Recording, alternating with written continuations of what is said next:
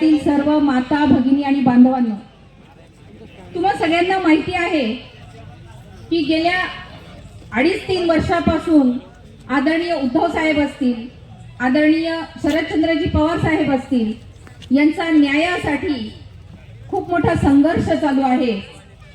मागील 2 वर्षापासून त्यांनी सत्यासाठी, धर्मासाठीचा लढा चालू आहे। धर्म अधर्म आणि सत्य असत्याची लढाई ते लढता आहेत। लोकशाहीचा खून होत असून आमची न्याय देवता स्तब्ध झालेली आहे। आमचा पक्ष चोरला, आमचं चिन्ह चोरलं तरी आम्हाला न्याय मिळाला नाही। अन्याय, अत्याचार, अनीतीचा जो काही अतिरेक झालेला आहे तो आता सहनशक्तीच्या पलीकडे गेलेला आहे। म्हणून आपल्याला या गद्दारांना आता धडा शिकवल्याशिवाय पर्याय नाहीये। बांधवांनो, तुम्हाला माहिती आहे की या मतदारसंघामध्ये विकासाच्या नावाखाली कशी लूटमार चालली आहे। कमिशन, टक्केवारी याच्या नावाखाली मतदारसंघ भरडला जातोय। गुंडागर्दी, दहशतवाद याच्याने जनता त्रस्त झालेली आहे। विकासाच्या नावाखाली मतदारसंघाचा चेहरा भकास झालेला आहे आणि हा गद्दारीचा कलंक या मतदारसंघाला लागलाय। मागच्या पंचवार्षिकला अमोल शिंदे सुद्धा होते या निवडणुकीमध्ये। ते भाजपकडून उभे होते। तुम्ही मला सांगा, आपण त्यांना भरभरून प्रेम केलंय पिंपळगाव मधून, पण तुम्ही मला सांगा मागच्या 3 वर्षामध्ये अमोल शिंदे यांनी सत्तेमध्ये असताना सुद्धा या आमच्या शेतकऱ्यांसाठी एकदा तरी रस्त्यावर उतरलेले तुम्ही बघितलंय का?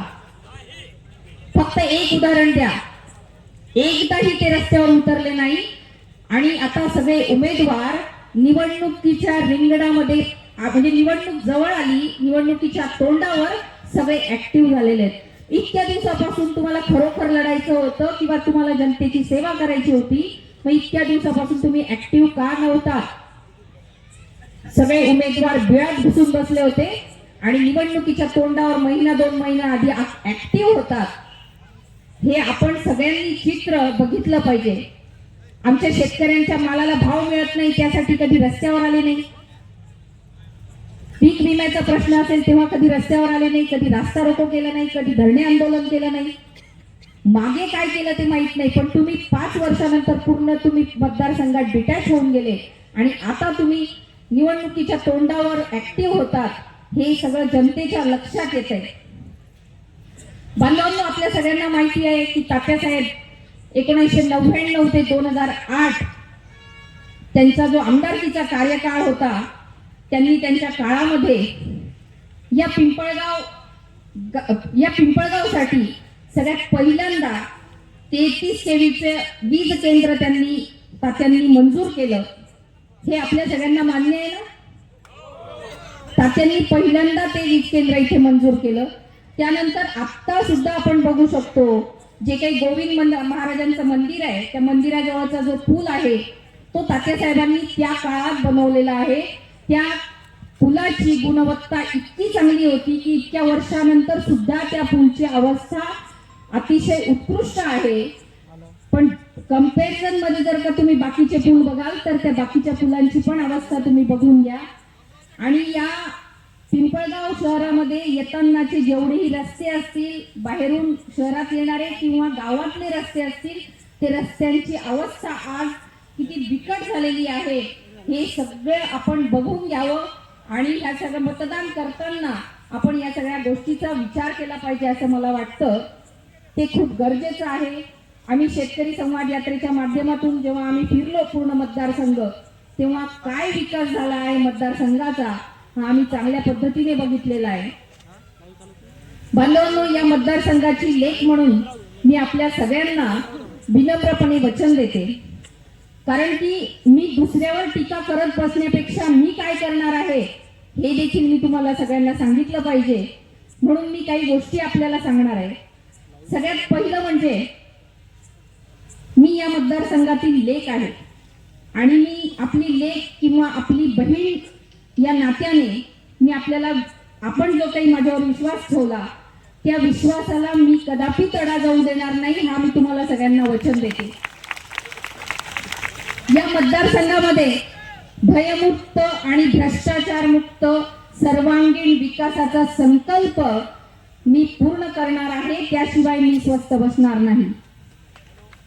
दुसरं महत्वाचं, मी कृषी पदवीधर आहे आणि शेती आणि शेतकऱ्याच्या काय समस्या आहेत ह्या मला चांगल्या माहिती आहेत.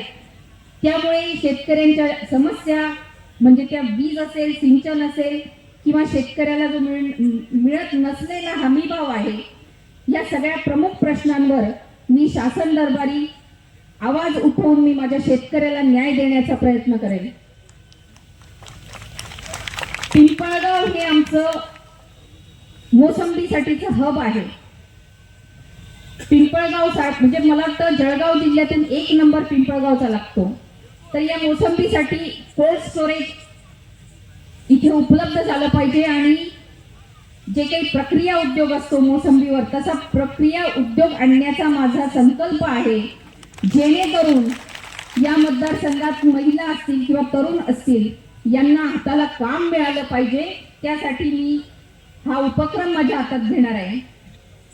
बांधवांना, आपल्या इथे धाळके गावातलं जे काही धरणाची अवस्था झालेली आहे किंवा ते काही जे काही नादुरुस्त आहे, त्या धरणाची दुरुस्ती आणि पाटसरीची दुरुस्ती करण्याचं काम माझ्या लक्षात आहे आणि मी माझ्या वचननाम्यामध्ये नोंद करून ठेवलेली आहे. मी निवडून आल्यानंतर तुमची सर्व अतिक्रमणे किंवा अतिक्रमण आहेत ते नियमित करण्याचं मी आपल्या सगळ्यांना वचन देते. आज 75 वर्ष झाले आपल्याला स्वातंत्र्य मिळून. माणसाच्या मूलभूत गरजा असतात, पिण्याचं पाणी आणि शौचालय. बांधवांनो, आज पिंपळगाव हरेश्वरमध्ये पिण्याचं शुद्ध पाणी मिळू शकत नाही, त्याची स्वतंत्र यंत्रणा इथं नाही. तर इथे स्वच्छ पाणी मिळण्यासाठीचं मी काम हाती घेईल. आणि शौचालय, आज महिलांचे मी ज्यावेळी शेतकरी संवाद यात्रेच्या माध्यमातून फिरली त्यावेळी अनेक महिलांनी सांगितलं की ताई, आम्हाला इथे शौचालय नाही. आणि मी एक महिला असल्यामुळे महिला पटकन माझ्याकडे येऊन सहज बोलू शकतात आणि त्यांनी मला त्यांची अडचण सांगितली, तर त्या सुद्धा गोष्टी मी प्राधान्याने करणार आहे. बांधवांनो, मी जास्त बोलणार नाही कारण साहेबांना आपल्याला ऐकायचंय, पण मी जाता जाता आपल्याला एक सांगेल. रात्री वैराची आहे, 8 ते 10 दिवस राहिलेत. आपण गाफील राहू नका, कोणाच्याही भूलथापांना प्रलोभनांना बळी पडू नका. तुम्हाला काहीही सांगतील, कुठल्याही अफवा उडवतील, परंतु आपण त्या अफवांवर विश्वास ठेवू नका. आणि तुम्हाला माहिती आहे आपल्या मतदारसंघामध्ये 60-40चा फॉर्म्युला आहे, माहिती आहे की नाही? तो 60-40चा फॉर्म्युला आहे. पडद्यामागची सेटलमेंट होते. त्यामुळे लोक हे एकमेकावर फक्त बाहेर आरोप करतात, परंतु आतून एकच असतात. हे आपण सगळ्यांनी लक्षात घेतलं पाहिजे. काही लोक जाती धर्माचे एकमेकांमध्ये, सगळे लोक गुण्यागोविंदाने वागत असतात, परंतु काही लोक जातीचा तेढ निर्माण करण्याचं काम या मतदारसंघात करत आहेत. परंतु आपण त्यांना थारा देऊ नये, कारण की हे फक्त आपल्याला भांडण करायला लावतात आणि त्यांचं काम चालवून घेण्यासाठी ते काहीही अफवा पसरवत असतात. म्हणून आपण सगळ्यांनी ह्या गोष्टीकडे लक्ष देऊ नये. बांधवांनो, या मतदारसंघामध्ये उद्धव साहेबांनी व महाविकास आघाडीने मला एक महिला म्हणून माझा जो काही सन्मान केला आहे आणि मला या मतदारसंघाचं प्रतिनिधित्व करण्याची संधी दिलेली आहे, तो खरं तर एक नारी शक्तीचा सन्मान आहे असं मला वाटतं. आणि या मतदारसंघाची लेख म्हणून मी आपल्या सगळ्यांना विनंती करेन की विधानसभेमध्ये जाण्यासाठीचा एक नवीन इतिहास आपण घडवून नारी शक्तीचा सन्मान करावा अशी मी आपल्या सगळ्यांना विनंती करते. आपली निशाणी आहे मशाल, 2 नंबरचं बटन आहे, वरून 2 नंबरचं बटन. तुम्हाला काही भूलथापा मिळतील. शेवटच्या दिवशी तुम्हाला असंही सांगितलं जाईल, वैशाली सूर्यवंशी यांनी बहिणीने भावाला सपोर्ट केला असं पण सांगितलं जाईल. ती वैशाली सूर्यवंशी डुप्लिकेट असू शकते हे तुम्ही लक्षात ठेवा. ओरिजिनल वैशाली सूर्यवंशी कधीही सपोर्ट करणार नाही हे लक्षात ठेवा. शेवटच्या दिवशी घात होऊ शकतो ही गोष्ट आपण विसरू नका ही मी आपल्या सगळ्यांना विनंती करते. आणि आज माननीय बानगुडे पाटील साहेब आले, आपण उपस्थिती दिली, त्यांची ऊर्जा आपल्याला घ्यायची आहे. त्यामुळे मी जास्त बोलणार नाही, पण आपल्या सगळ्यांच्या वतीने मी साहेबांचे धन्यवाद मानते आणि आपली रजा घेते. धन्यवाद. जय हिंद, जय महाराष्ट्र.